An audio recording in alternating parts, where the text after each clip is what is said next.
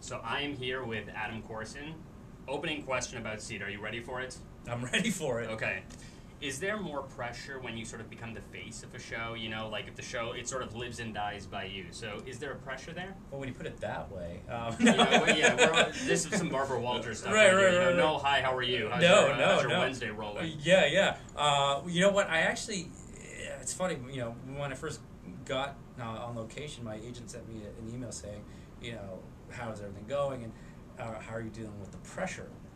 And I thought, what pressure? I didn't feel like that at all. And I think that's just because I've been doing it for a while, and again, for me as an actor, I only think you can call yourself an actor when you do it every day. Yeah. And that doesn't necessarily mean that you're on set on a location, and that's going to go to the masses. You wake up every day, you put on at minimum 8 hours a day, reading scripts, working with other actors, picking up a camera, filming something, writing. I mean, you're constantly working at it.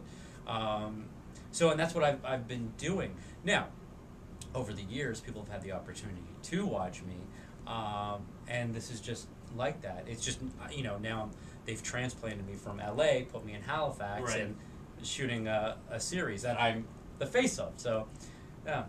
Actors always talk about the big break moment. For you, is that like the first gig, or is it something like this? Like, to me, this is the big break. I mean, this is like your own show. Like, you're the star. There's nobody sort of like breathing down your neck. So what's the big break for you? This definitely has helped, for sure, this show.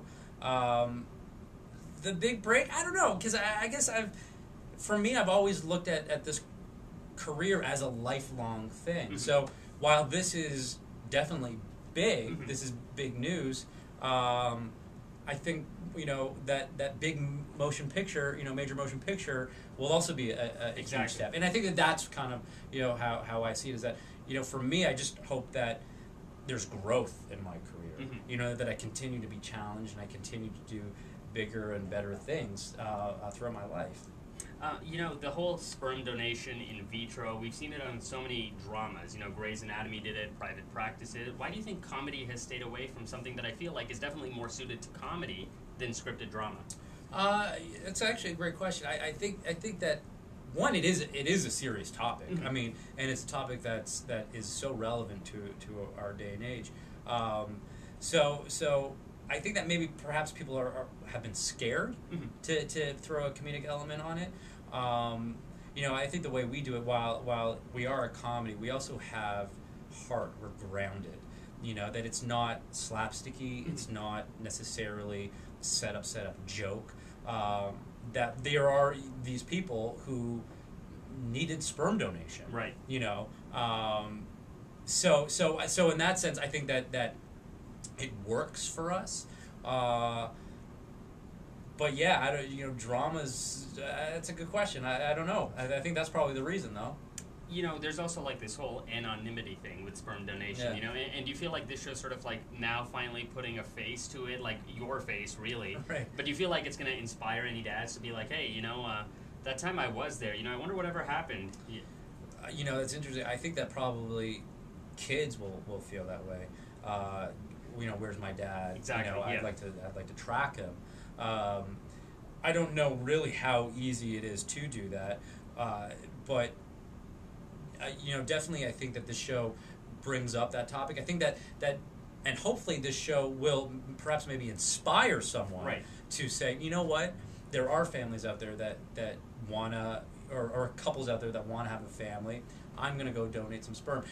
This show, for me at least, I asked myself that question: right, would I donate sperm? And I don't even have the answer to that yet. Because for me, in a lot of ways, I would like to help out a couple, but by putting my sperm out there, then my child is out there. Exactly.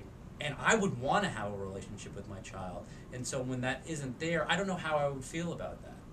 I want to find out about the first phone call to the parents when you got the gig. Hey, I'm starring in a new show. It's about sperm donation. And, right, is that how it went? And how did that whole thing shake out? I don't even remember. They were thrilled. Right, my parents, right, have always been so supportive and loving that they were thrilled with the job. I don't think that they really kind of put much thought into the actual subject. Right.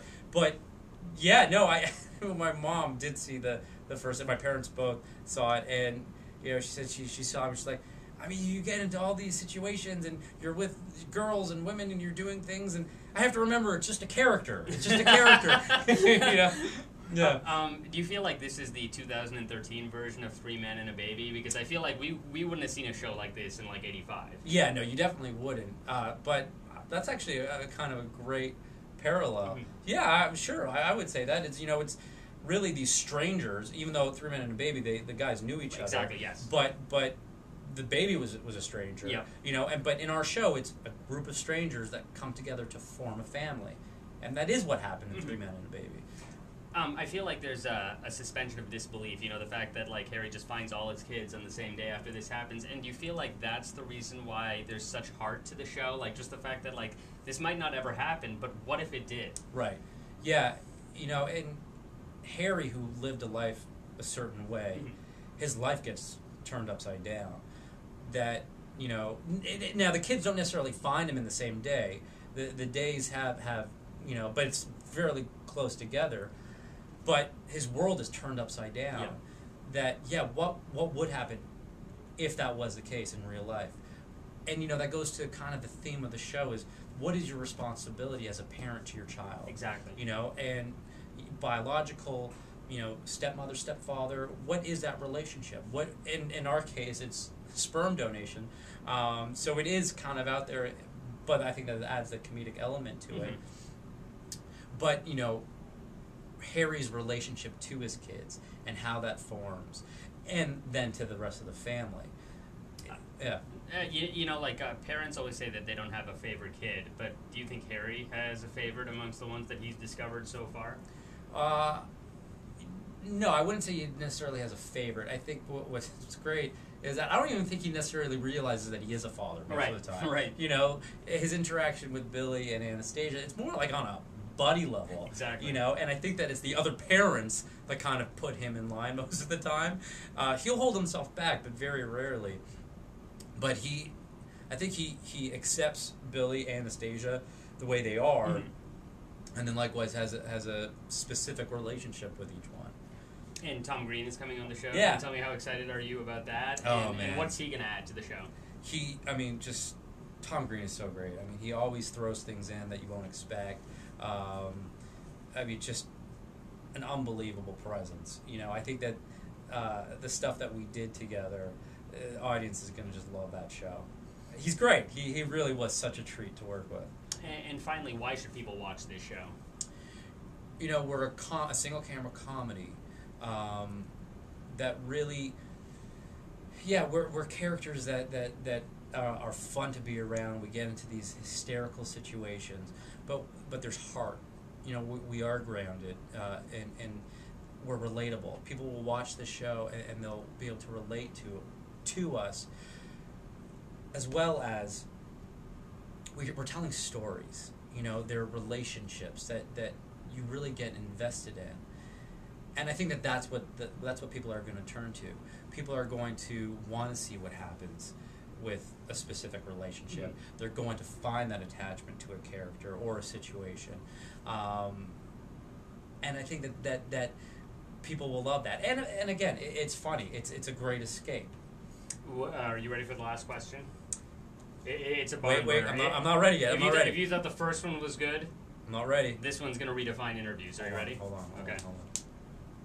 You got to give me a really serious face before I rock it. I usually do stretches before this, but okay. Ready? Would you say that this is the seed of a new era in TV comedy? I wasn't ready for it. No, I know that was a little Lance Armstrong, Oprah Winfrey action. Just say yes. I'm going to. Just give me a second. Okay. Yes.